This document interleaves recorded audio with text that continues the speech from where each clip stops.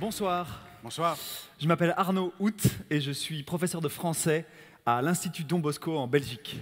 Je m'appelle Jérôme Piron, je suis professeur de philosophie dans la même école. Alors on a tous les deux fait les études de linguistique et un jour, au cours de ces études, on est tombé sur une citation.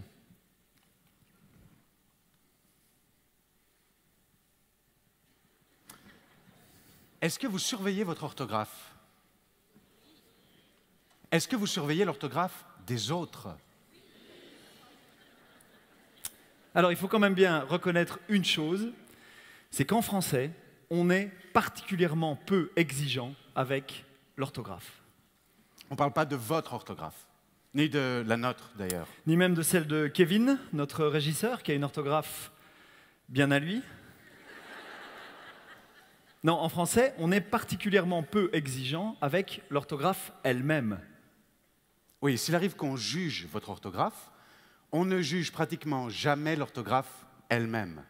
Alors attention, il ne s'agit pas ici de juger la langue, mais bien son orthographe. Souvent, on a tendance à confondre l'orthographe et la langue elle-même. Mais l'orthographe, ce n'est pas la langue. L'orthographe, c'est l'écriture de la langue. Et ce n'est même pas l'écriture en termes de style ou de qualité de phrase. En fait, c'est le code graphique qui permet de transmettre, donc de retranscrire la langue orale. C'est un petit peu comme les partitions qui sont au service de la musique. L'orthographe n'est qu'un outil au service de la langue. Alors, si l'orthographe est un outil, on s'est simplement posé une question avec Arnaud. Est-ce que c'est un bon outil? Prenons par exemple le son S. Comme dans Régisseur. Comment peut-on écrire ce son en français? On peut l'écrire S, 2 S, C, c'est dit, SC comme dans science, T, les finales en sion. On peut l'écrire X dans 10 ou 6. Bruxelles. On peut l'écrire Z dans quartz. Ou Aztèque. On peut l'écrire TH dans forsythia. On peut l'écrire STH dans isthme ou asthme. On peut l'écrire 2C dans succion. Et on peut même l'écrire SCCD dans il acquiesça. Alors, maintenant,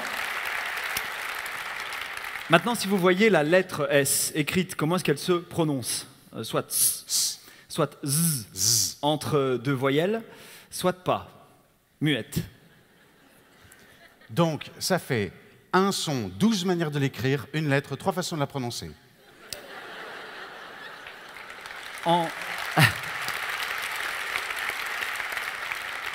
Alors, en turc, l'orthographe est parfaitement phonétique. Une lettre, un son, une lettre.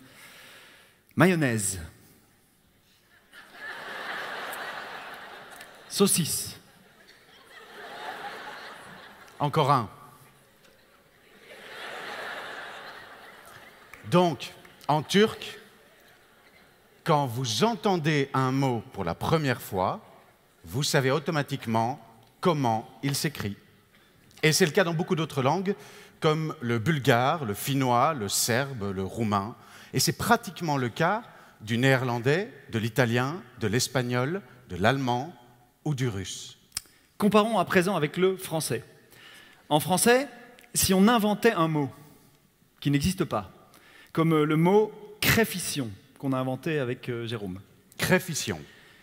De combien de manières différentes pourrait-on écrire ce nouveau mot, créfition, en français?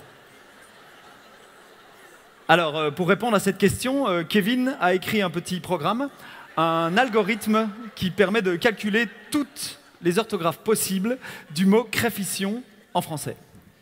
Kevin?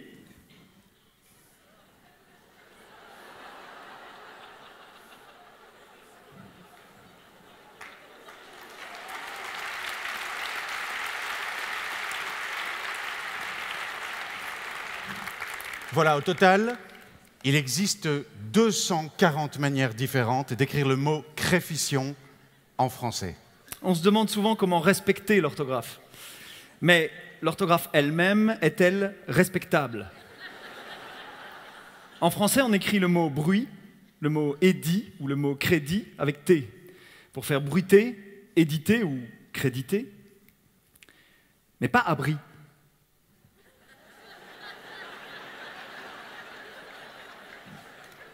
On écrit 10 avec un X qu'on prononce S, alors qu'on écrit une dizaine avec un Z. Et un dixième qu'on écrit X mais qu'on prononce Z.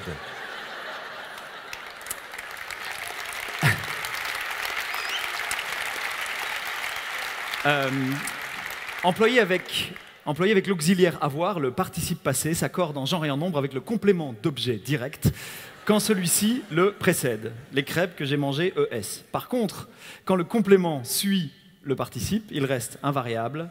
J'ai mangé et les crêpes. Alors pourquoi? Pourquoi avant, mais pas après? Au Moyen-Âge, les moines ont des conditions de travail difficiles. Ils travaillent dans des monastères mal chauffés, mal éclairés, avec des plumes d'animaux. Souvent sous la dictée, quand le moine écrivait, par exemple, « Les pieds que Jésus a lavés ». Un simple regard vers la gauche permet d'identifier ce que Jésus a lavé. Il a lavé quoi? Les pieds, donc le moine accorde. Pas de problème. Par contre, quand le moine écrivait « Jésus a lavé », il se dit, Jésus a lavé quoi? Je sais pas, je vais attendre. Ça va probablement venir dans la suite du texte.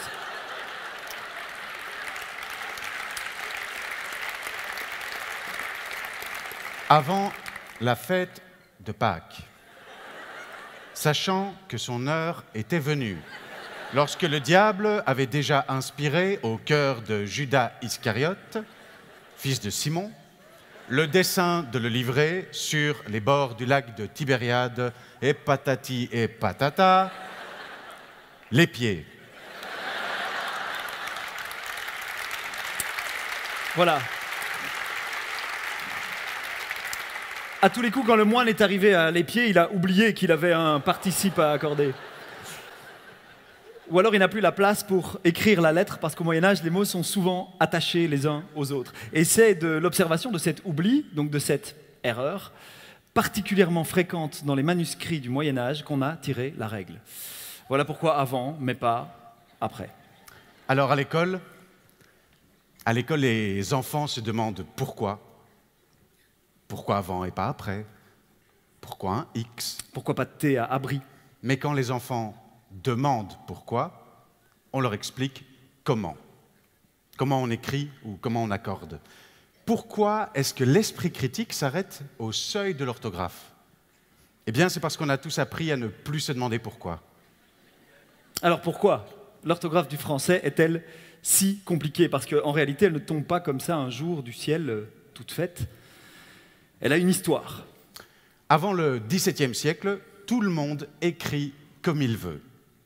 Montaigne ou Rabelais avaient leur propre orthographe qui variait d'ailleurs d'un manuscrit à l'autre ou d'un imprimeur à l'autre. Molière, lui-même, dans une des toutes premières éditions du Misanthrope, écrivait Misanthrope sans H.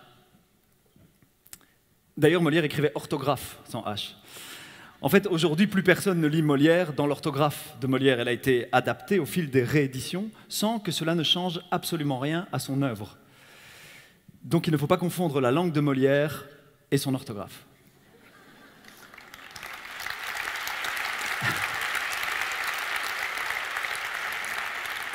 Alors, d'où vient cette obsession contemporaine pour l'orthographe? Au XVIIe siècle, on centralise l'État. Et Richelieu réalise que la langue est un pouvoir. Il crée alors l'Académie française. L'Académie aura pour mission de rédiger un dictionnaire pour fixer la norme. En réalité, aujourd'hui, l'Académie française est une fausse référence. Il n'y a pas de linguiste à l'Académie française. C'est un petit peu comme s'il n'y avait pas de mécanicien au contrôle technique. Non, académicien est un titre honorifique, pas scientifique. Il ne suffit pas d'enfiler un habit vert pour devenir grammairien. En fait, dès l'origine, au XVIIe siècle, l'Académie va surtout faire de la norme la marque de l'appartenance à la bonne société, le bon usage. Oui, en même temps, à l'époque, pas grand monde n'écrit. Et il faut vraiment attendre le XIXe siècle pour que l'orthographe devienne une norme incontournable. C'est la bourgeoisie montante qui va donner à l'orthographe ses lettres de noblesse. Elle va revendiquer une orthographe délibérément compliquée. L'Académie française va d'ailleurs introduire dans son dictionnaire de 1835 toute une série de consonnes doubles, de consonnes étymologiques, qui n'existaient pas auparavant. Oui, et surtout, on va l'imposer à tous. De plus en plus d'enfants vont à l'école et l'orthographe devient le principal critère pour sélectionner les instituteurs. Et puis tous les concours d'accès à la fonction publique passent par une dictée. Oui, c'est aussi l'époque de l'avènement des nationalismes. Et on fait de la langue un enjeu identitaire. On veut un français, le même pour tous, unique et indivisible à l'image de la République, une et indivisible. L'orthographe comme ciment de la nation. Et depuis, à chaque fois qu'on propose de modifier l'orthographe, ça provoque parfois quelques réticences. Souvent, essentiellement, parce qu'on a le sentiment qu'on va s'attaquer à un héritage. Si on prend les consonnes étymologiques, qui viennent du latin et du grec, les TH, les PH, comme dans philosophe, par exemple, y toucher, ce serait un peu comme s'en prendre au patrimoine, d'une certaine manière, se couper d'une partie de l'histoire de la langue française. Mais cette histoire est largement fantasmée. D'abord, pourquoi est-ce qu'on a conservé ou introduit uniquement les consonnes étymologiques issues du latin et du grec? Parce que ça fait classe. Parce qu'on aimerait croire que le français ne descend que de l'Antiquité. Mais en réalité, on a évacué sans hésiter toutes les consonnes étymologiques issues des langues germaniques, de l'arabe, de l'italien. Rien que ces trois langues-là, c'est déjà 35% de tous les mots qu'on a empruntés en français. Si on voulait vraiment respecter l'étymologie, pourquoi pas? Mais dans ce cas, on devrait écrire par exemple le mot style avec un i, parce qu'on l'a emprunté au latin stylus, on ne l'a pas emprunté au grec. Par contre, il y a un mot qu'on a emprunté au grec, c'est le mot économie. Donc pour respecter son origine, on devrait l'écrire comme fœtus. Ou encore le mot fantôme, qui vient aussi du grec phantasma. Et puis, est-ce qu'on peut sérieusement accuser les Italiens ou les Espagnols de souffrir d'un déficit culturel? Parce qu'en italien, on écrit par exemple filosofo avec des F, depuis toujours. Et ça n'a quand même jamais empêché les Italiens de faire de l'étymologie, de retrouver les origines philo et sophia. Alors parfois, certains donnent aussi à l'orthographe une dimension esthétique. En effet, on peut trouver que c'est beau parce que c'est compliqué.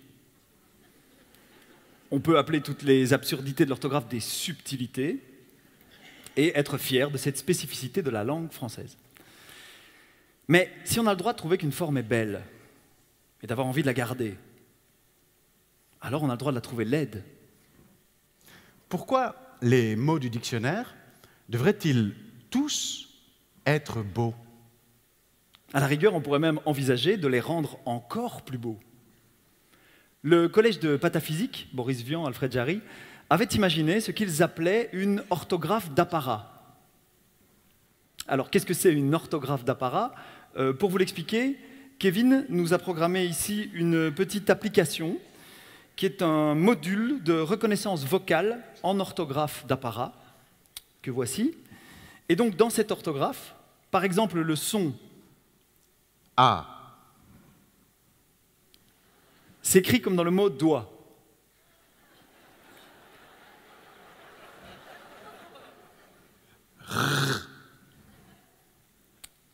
Comme dans logorée ou diarrhée.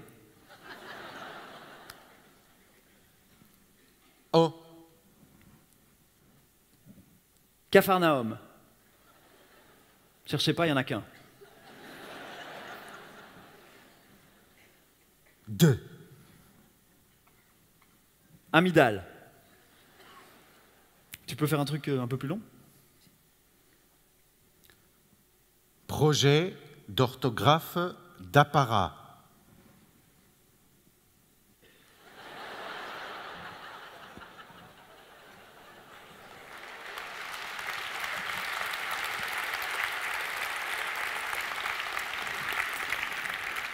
Alors, il existe encore une raison de défendre une orthographe compliquée, le sens de l'effort.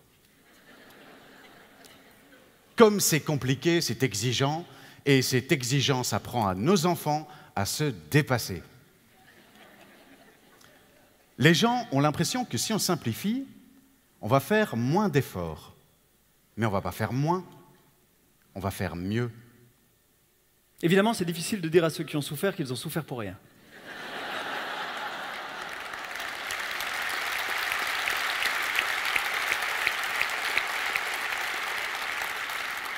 Tout le temps de mémorisation mécanique, d'exception annonnée, pou, hibou, caillou, tout ce temps pourrait être converti en temps de pratique, de découverte, de réflexion, de littérature ou d'histoire de la langue.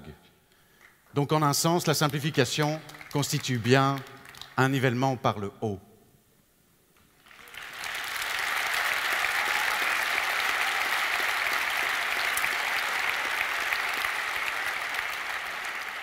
Alors la question de l'orthographe touche aussi celle de l'accès à l'emploi. Dans ces cas-là, aujourd'hui, on sait ce que coûte une faute d'orthographe. Et puis vous imaginez si ce n'est pas votre langue maternelle, ou si vous êtes dyslexique. On emploie aussi l'orthographe pour disqualifier une pensée. Sur Internet, par exemple, on voit souvent des commentaires du genre « Va d'abord soigner cette orthographe et après tu te permettras de donner ton avis ». Donc on empêche quelqu'un de s'exprimer à cause de son orthographe. Et donc on est bien face à une forme de discrimination que tout le monde trouve légitime. Même ceux qui en sont victimes la trouvent légitime, une sorte de syndrome de Stockholm. Et tout ça n'est possible que si cette orthographe est sacrée. Le grévis, la grammaire, devient la Bible. Tout ce qui s'y trouve, c'est paroles d'évangile. Si c'est dans Becherel, ainsi soit-il.